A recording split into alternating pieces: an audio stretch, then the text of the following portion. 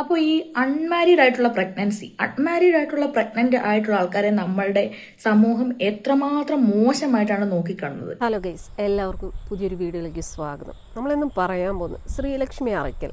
നിങ്ങൾക്ക് കുറച്ചധികം ആൾക്കാർക്കെങ്കിലും അറിയാമായിരിക്കും. ഫെമിനിറ്റി ആയിട്ടുള്ള ശ്രീലക്ഷ്മി അറയ്ക്കൽ ഒരു സ്റ്റേറ്റ്മെൻറ്റ് പറഞ്ഞിരിക്കുകയാണ്. അതായത് വേറൊന്നുമല്ല, അൺമാരീഡ് ആയിട്ടുള്ള ആൾക്കാർ പ്രഗ്നൻ്റ് ആയാൽ എന്താ കുഴപ്പം എന്താണ് എന്നുള്ള രീതിയിലാണ് പുള്ളിക്കാരിയുടെ ഒരു സംസാരം. അതായത് ഈ കഴിഞ്ഞ ദിവസം ഒരു 19കാരി പ്രഗ്നൻ്റ് ആയിട്ടുണ്ടായിരുന്നു. ഹരിപ്പാട് ആശുപത്രിയിൽ ചെല്ലുന്നു, വയറുവേദനയായിട്ട് ചെല്ലുന്നു. അതിനുശേഷം അവിടുത്തെ ബാത്റൂമിൽ കയറി പ്രസവിക്കുന്നു. കുഞ്ഞിനെ എടുത്ത് നേരെ ജനലിലൂടെ പുറത്തേക്ക് ഇടുന്നു. അത് വലിയ രീതിയിൽ വിവാദമായിട്ടുണ്ടായിരുന്നു. ദൈവത്തിൻ്റെ അനുഗ്രഹം കൊണ്ട് ആ കുഞ്ഞിന് യാതൊരുവിധ അപകടങ്ങളും കാര്യങ്ങളും ഒന്നും തന്നെ സംഭവിച്ചില്ല. സത്യം പറഞ്ഞാൽ ഇതിൽ ഏറ്റവും രസകരമായ കാര്യം എന്താണെന്ന് വെച്ച് കഴിഞ്ഞാൽ, ഈ പെൺകുട്ടി പ്രഗ്നൻ്റ് ആണെന്നുള്ളത് ഈ പെൺകുട്ടിയുടെ വീട്ടുകാരോ ആരും തന്നെ അറിഞ്ഞിരുന്നില്ല. അവസാനം ചോദിച്ചു വന്നപ്പം ഏതോ ഒരു അന്യ സംസ്ഥാന തൊഴിലാളിയായിട്ട് ഇഷ്ടത്തിലായിരുന്നു, അങ്ങനെ ഉണ്ടായ സംഭവമാണെന്ന് പറയുന്നു. അപ്പോൾ എന്തായാലും അതിനെ ബേസ് ചെയ്തിട്ടാണ് ഇപ്പോൾ നമ്മുടെ ശ്രീലക്ഷ്മി അറയ്ക്കൽ ഇങ്ങനെ ഒരു സ്റ്റേറ്റ്മെൻറ്റ് പറയുന്നത്. എന്തായാലും പുള്ളിക്കാരിക്ക് പറയാനുള്ള കാര്യങ്ങൾ എന്താണെന്ന് നമുക്കൊന്ന് വ്യക്തമായിട്ട് കേൾക്കാം. അപ്പോൾ ഈ അൺമാരീഡ് ആയിട്ടുള്ള പ്രഗ്നന്റ് ആയിട്ടുള്ള ആൾക്കാരെ നമ്മളുടെ സമൂഹം എത്രമാത്രം മോശമായിട്ടാണ് നോക്കിക്കാണുന്നത്. ഇപ്പം ചില ആളുകൾക്ക് കുട്ടികൾ വേണമെന്നുണ്ടാവും, പക്ഷെ കല്യാണം കഴിക്കാൻ താല്പര്യമില്ല. പക്ഷേ അവരും അഡോപ്ഷൻ എന്ന് പറയുന്ന സംഭവം ചിന്തിച്ചാലും ഒരിക്കലും അൺമാരീഡ് പ്രഗ്നൻസി എന്ന് പറയുന്ന ഒരു സംഭവത്തിലേക്ക് പോവില്ല. കാരണം എന്ന് പറഞ്ഞാൽ നമ്മുടെ സമൂഹം അത്രമാത്രം ഒരു സ്റ്റിഗ്മ, ഒരു ടാബു സബ്ജക്റ്റ് ആയിട്ട് വെച്ചിരിക്കുന്നതാണ് കല്യാണം കഴിക്കാത്ത പെൺകുട്ടികൾക്ക് കുട്ടികൾ ഉണ്ടാവുക എന്ന് പറയുന്നത്. അതായത് കല്യാണം കഴിക്കാതെ ഒരു പെൺകുട്ടി ഏതെങ്കിലും രീതിയിൽ ഗർഭിണി ആയിട്ടുണ്ടെങ്കിൽ ആ പെണ്ണിനെ സ്ലഡ് ഷെയിം ചെയ്ത് വേസ്റ്റ്, പിന്നെ അങ്ങോട്ടേക്ക് ആ പെണ്ണെ അങ്ങ് കൊല്ലും അവര്. ഇത് വർത്താനോ? പിന്നെ കല്യാണം കഴിക്കാതെ ഒരു പെണ്ണ് പ്രഗ്നൻ്റ് ആയി പ്രസവിച്ചു കഴിഞ്ഞാൽ അവളെ പിന്നെ എന്ത് വിളിക്കണം, എന്താണ് വിളിക്കേണ്ടതെന്നൊന്ന് മാഡം ഒന്ന് പറഞ്ഞു തരണം. എന്താ ഇതുപോലത്തെ വിവരമില്ലാത്ത രീതിയിലുള്ള സംസാരത്തിന് നമ്മൾ പറയേണ്ടത്? ഇപ്പോൾ ഈ ഒരു 19കാരിയുടെ കേസാണെങ്കിൽ പോലും 19 വയസ്സേ ഉള്ളൂ, പ്രഗ്നൻ്റ് ആണെന്നുള്ളത് വീട്ടുകാർ പോലും അറിഞ്ഞിട്ടില്ല. അവസാനം വയറ് വീർത്ത് വന്നപ്പോൾ പറഞ്ഞത് കൊഴുപ്പാണെന്നോ മറ്റോ ആണ് പറഞ്ഞത്. പക്ഷേ ആശുപത്രി ചെന്നപ്പോഴത്തേക്കും ഡോക്ടേഴ്സിന് പരിശോധിച്ചപ്പോൾ മനസ്സിലായി ഇത് സംഭവം എന്താണെന്നുള്ളത്. എന്നിട്ടും പെൺകുട്ടി അംഗീകരിച്ചില്ല, അവസാനം പ്രസവിച്ചു. ഇതിനെയൊക്കെ പിന്നെ എന്താ പറയണ്ടേ? ഇമാതിരി വൃത്തികേട് കാണിക്കുന്നവളന്മാരെയൊക്കെ പിന്നെ പൂമാലയിട്ട് സ്വീകരിക്കണോ? അല്ല, മനസ്സിലാവുന്നില്ല. കല്യാണം കഴിക്കാതെ ഗർഭിണിയാകുന്നതിന് പിന്നെ എന്ത് പേരാ പറയേണ്ടത്? അതുപോലെയുള്ള ടോർച്ചറാണ്. അതായത് അവൾ ആരുടെ കൂടെ പോയി, അവളുടെ കൊച്ചിൻ്റെ തന്ത ആരാണ്, അത് ഇതെന്നൊക്കെ പറഞ്ഞിട്ട് നമ്മുടെ സമൂഹം ഒട്ടും വളർന്നിട്ടില്ല അൺമാരീഡ് ആയിട്ട് പ്രഗ്നൻ്റ് ആയിട്ടുള്ള ഒരാളെ അക്സെപ്റ്റ് ചെയ്യാൻ വേണ്ടി. ഇതുവഴി സൂയിസൈഡ് ചെയ്ത ആൾക്കാരെ വരെ എനിക്കറിയാം. ശ്രീലക്ഷ്മി പറയുന്നത് എന്താണെന്ന് വെച്ച് കഴിഞ്ഞാൽ, അങ്ങനെ സംഭവിച്ചു കഴിഞ്ഞാൽ എന്തിനാണ് അവരെ ഒറ്റപ്പെടുത്തുന്നത്, അവരെ മാനസിക വിഷമത്തിലാക്കുന്നതെന്നൊക്കെയാണ് പുള്ളിക്കാരി പറയുന്നത്. അപ്പോൾ നിങ്ങളുടെ കുടുംബത്തിൽ തന്നെയുള്ള ഒരു ബന്ധുവോ അല്ലെങ്കിൽ ഏതെങ്കിലും ഒരു പെങ്കൊച്ച് കല്യാണം കഴിക്കാതെ പ്രഗ്നൻ്റ് ആയിക്കഴിഞ്ഞാൽ നിങ്ങളത് അംഗീകരിക്കുമോ? പോട്ടെ, നിങ്ങൾക്കൊരു സഹോദരി ഉണ്ടെന്നുണ്ടെങ്കിൽ ആ ഒരു പെണ്ണാണ് ഈ രീതിയിൽ ഒരവസ്ഥയിൽ വരുന്നതെന്നുണ്ടെങ്കിൽ അത് നിങ്ങളുടെ വീട്ടുകാരും 2 കൈ നീട്ടി സ്വീകരിക്കുമോ? അല്ല, അതും ഒന്ന് അറിഞ്ഞാൽ കൊള്ളാമെന്നുണ്ടായിരുന്നു. അല്ലാതെ ഇതിനൊക്കെ എന്താ പറയണ്ടേ? കല്യാണം കഴിക്കാതെ പ്രഗ്നൻ്റ് ആവുന്നു, അതിനെ എല്ലാവരും അക്സെപ്റ്റ് ചെയ്യണമെന്ന്. ഭയങ്കരം തന്നെ, ഭയങ്കര കണ്ടുപിടുത്താണ് കേട്ടോ നമ്മുടെ ശ്രീലക്ഷ്മി മാഡത്തിൻ്റെ. ഓക്കെ, അപ്പോൾ അതുകൊണ്ടാണ് നമ്മൾ അൺമാരീഡ് ആയിട്ടുള്ള പ്രഗ്നൻ്റ് ആയിട്ട് ഉള്ള ആൾക്കാർ അവരുടെ മാനസിക അവസ്ഥയെ നമ്മൾ കൺസിഡർ ചെയ്യണമെന്ന് പറയുന്നത്. അപ്പം ഈ 19 വയസ്സുള്ള പെൺകുട്ടി കുഞ്ഞിനെ ജനാലയിലൂടെ വലിച്ചെറിഞ്ഞതിന് ആ പെൺകുട്ടീനെ മാധ്യമങ്ങളെല്ലാം കൂടെ ഇട്ട് കുറ്റം പറഞ്ഞപ്പോൾ ഞാൻ എന്തുകൊണ്ടാണ് ആ പെണ്ണിനെ കൊടും പാതകിയായിട്ട് ചിത്രീകരിക്കരുതെന്ന് പറഞ്ഞതെന്ന് വെച്ചിട്ടുണ്ടെങ്കിൽ, ആ പെൺകുട്ടിയുടെ സാഹചര്യം ഇപ്പം 19, ഇപ്പം എനിക്ക് 30 വയസ്സായിട്ട് ഞാൻ അൺമാരീഡ് ആയിട്ട് പ്രഗ്നൻ്റ് ആയിട്ടുണ്ടെങ്കിൽ എനിക്ക് സമൂഹത്തെ അത്രയ്ക്ക് പേടിയായിരിക്കും. സമൂഹം എന്തായിരിക്കും എന്നെ പറ്റി പറയാൻ പോകുന്നതെന്നുള്ളത് അത്രമാത്രം പേടിയായിരിക്കും എനിക്ക്. അപ്പം 19 വയസ്സുള്ള ഒരു പെൺകുട്ടിയുടെ മാനസികാവസ്ഥ ആലോചിച്ച് നോക്കിയേ. +2 കഴിഞ്ഞ അല്ലെങ്കിൽ ഡിഗ്രി ഫസ്റ്റ് ഇയറോ സെക്കൻഡ് ഇയറോ പഠിക്കുന്ന അത്രയും പ്രായം ഒരു ഒട്ടും മെച്യൂർ അല്ലാത്ത ഒരാൾക്ക് എങ്ങനെ അൺമാരീഡ് പ്രഗ്നൻസി ഹാൻഡിൽ ചെയ്യാൻ വേണ്ടി പറ്റും? ഇവള് പറയുന്നുണ്ടല്ലോ, ആ 19 വയസ്സുള്ള പെൺകുട്ടിയെ മാധ്യമങ്ങളൊക്കെ വലിച്ചു കീറിന്ന്. പിന്നെ എന്ത് ചെയ്യണമായിരുന്നു? അവളെ അങ്ങ് മാധ്യമങ്ങളും സമൂഹം അവളെ അംഗീകരിക്കണമായിരുന്നോ? ഈ ശ്രീലക്ഷ്മി പറയുന്നുണ്ട്, ഒട്ടും മെച്യൂരിറ്റി ഇല്ലാത്തൊരു പെൺകുട്ടി. ആ മെച്യൂരിറ്റി ഇല്ലാത്ത പെൺകുട്ടിക്ക് ഇതെങ്ങനെയാണാവോ ഇങ്ങനെ പ്രഗ്നൻ്റ് ആയത്? ആ ഒരു പ്രവൃത്തി ചെയ്യാനായിട്ട് മെച്യൂരിറ്റി ഒന്നും വേണ്ടായിരുന്നു. അല്ല, മനസ്സിലാകുന്നില്ല. ഇമാതിരി ഊളത്തരം പറയാനേ ഇവളെ പോലുള്ള കുറേ അവളമാർക്ക് പറ്റത്തുള്ളൂ. നിങ്ങൾ തന്നെ ഒന്ന് ചിന്തിച്ച് നോക്ക്, ഇതൊക്കെ നമ്മൾ എങ്ങനെ അംഗീകരിക്കും? വീട്ടുകാരും നാട്ടുകാരും അല്ലെങ്കിൽ ആരും അറിയാതെ ഏതോ ഒരുത്തനുമായിട്ട് പ്രേമത്തിലാവുന്നു, എന്നിട്ട് അതിൽ നിന്ന് പ്രഗ്നൻ്റ് ആവുന്നു. ഇത് വീട്ടുകാർ പോലും അറിയുന്നില്ല. അവസാനം പ്രസവിക്കാറാവുമ്പോഴാണ് ഹോസ്പിറ്റലിൽ ചെല്ലുന്നത്.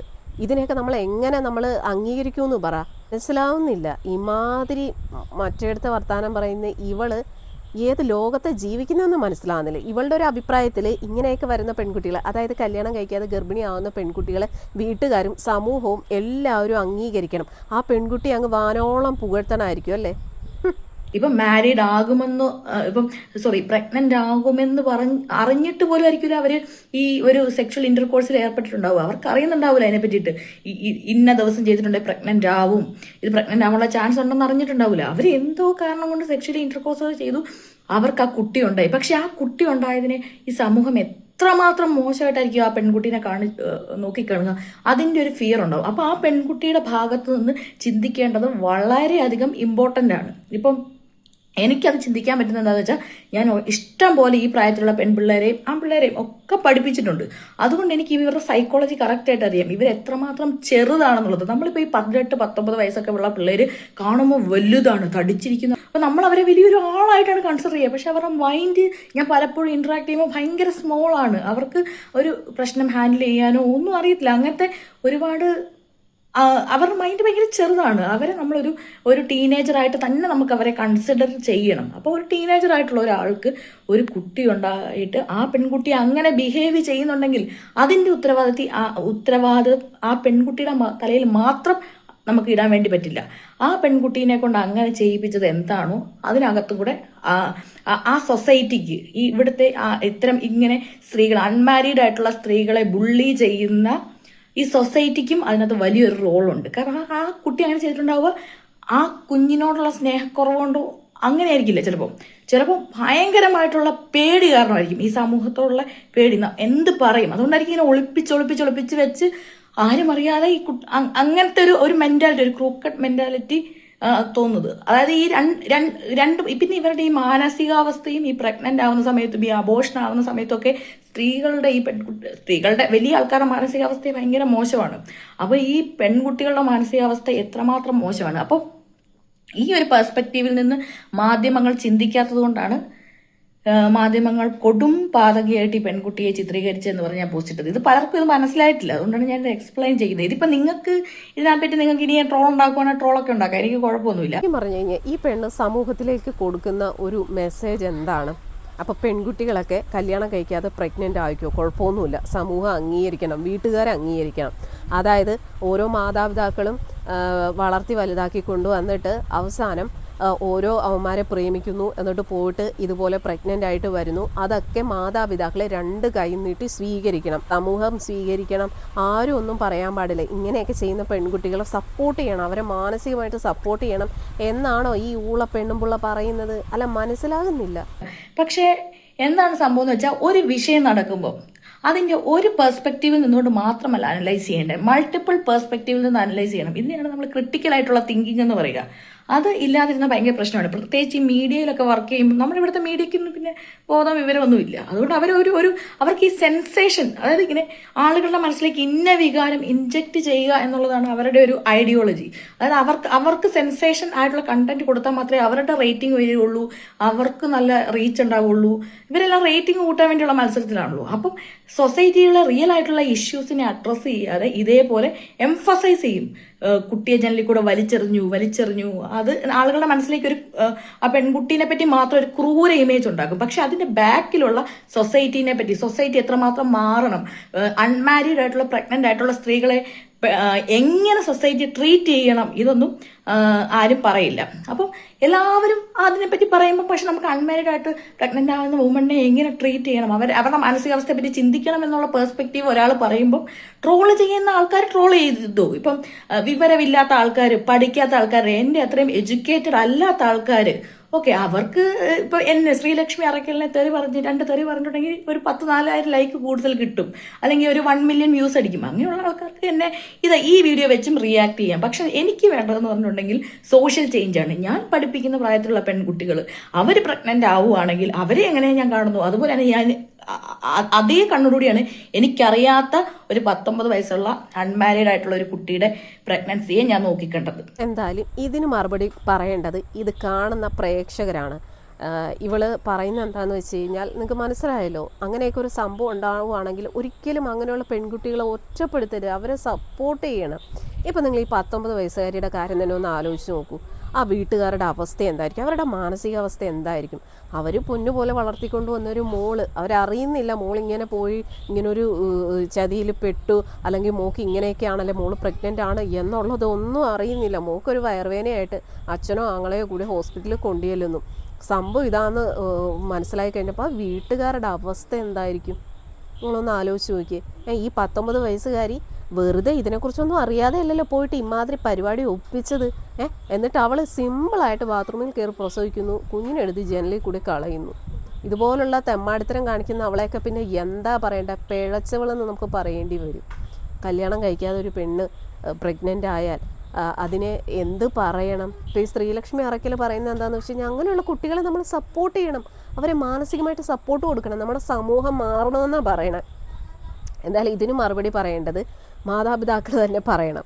ഞാനൊരു അമ്മയാണ്, അതുകൊണ്ട് തന്നെ എനിക്ക് ഇവളോട് പറയാനുള്ളത്, നേരിട്ട് അങ്ങനെ ഇവളെ കാണുവാണെന്നുണ്ടെങ്കിൽ ഇവിടെ മോന്തൊക്കെ ഒരെണ്ണം കൊടുക്കേണ്ടി വരും. കാരണം ഇമാതിരി ചെറ്റത്തരമൊക്കെ പറയുമ്പോഴത്തേക്കും അങ്ങനെ തന്നെ പ്രതികരിക്കേണ്ടി വരും. വെറുതെ അല്ല ഈ ശ്രീലക്ഷ്മിയെ ആൾക്കാർ എടുത്ത് വെച്ച് അലക്കുന്നതും തെറി പറയുന്നതും ട്രോളുന്നതും.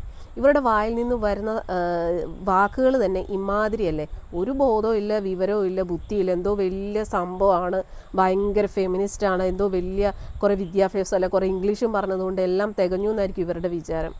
കഷ്ടം തന്നെ, അല്ലാതെ എന്ത് പറയാനാ.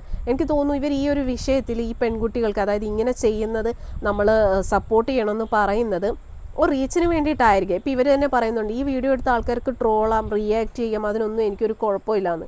ഇവരുടെ പ്രശ്നം റീച്ച് തന്നെയാണ്. ഇവർക്ക് ഇമാതിരിയൊക്കെയുള്ള ചെറ്റത്തരം പറഞ്ഞിട്ട് സോഷ്യൽ മീഡിയയിൽ എപ്പോഴും ഇങ്ങനെ ഒരു ഹൈപ്പിൽ നിൽക്കണം. അതിന് വേണ്ടിയിട്ടാണ് ഇമാതിരി അപരാധങ്ങളൊക്കെ പറയുന്നത്.